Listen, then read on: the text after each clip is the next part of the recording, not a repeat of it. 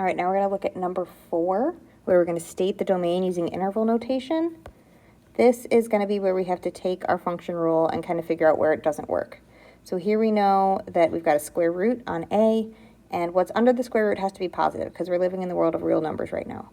So 2x minus 3 has to be greater than or equal to 0. So that gives us that 2x has to be greater than or equal to 3 by adding 3 on both sides. Divide both sides by 2, and we get x is greater than or equal to 3/2, which is great, but that's algebraic notation, not interval notation.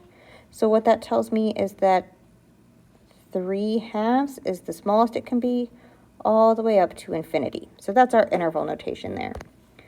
On our rational function over here, where we have this quadratic on the bottom, what we're going to need to do is we're going to need to factor the bottom so that we can figure out where it equals 0. Because the one thing I cannot do with a fraction is divide by 0.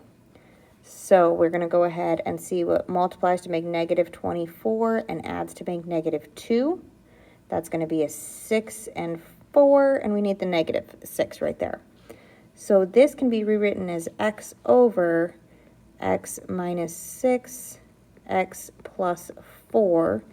And we know that our denominator is not going to work when x equals 6 or when x equals negative 4.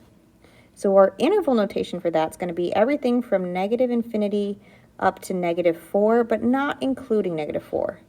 And then everything between negative 4 and positive 6. And then again, everything between 6 and infinity, and we just don't include 6.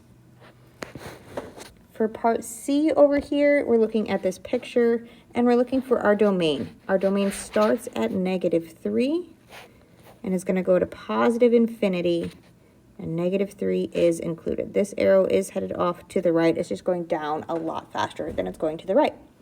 And that is number 4.